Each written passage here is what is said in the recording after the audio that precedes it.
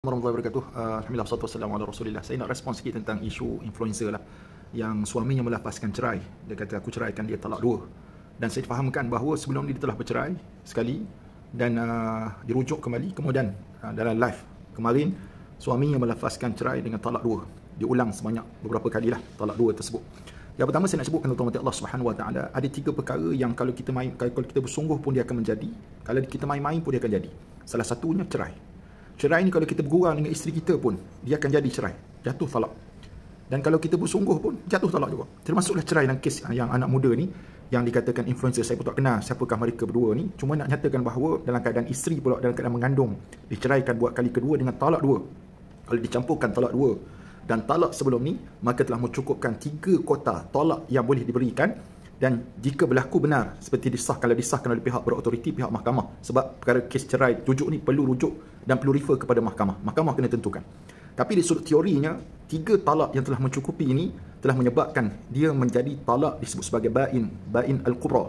Talak yang mana tidak boleh dirujuk kembali isteri tersebut sehinggalah dia selepas selesai iddah. Iddah wanita yang diceraikan dalam keadaan hamil setelah dilahirkan anak yang dikandungkan itu, baru dia boleh kahwin lain. Maknanya kalau dia bercerai pada usia kandungan baru sebulan, dia kena tunggu 8 bulan lepas lahir anak, tunggu habis pantang, baru dia boleh berkahwin.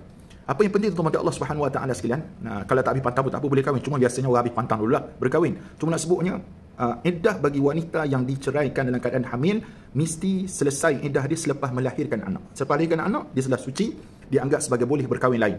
Dan bagi kes hamba Allah yang berdua ni, jika sekiranya jatuh 3 talak, termasuk talak yang pertama dahulu dan dirujuk kembali, kemudian dicerai pula talak 2 kali ni, campur jadi talak 3, campur kedua-dua jadi 3 talak telah dilafazkan, maka suami tersebut tak boleh nak rujuk kembali sehinggalah isterinya itu, bekas isterinya itu berkahwin lain.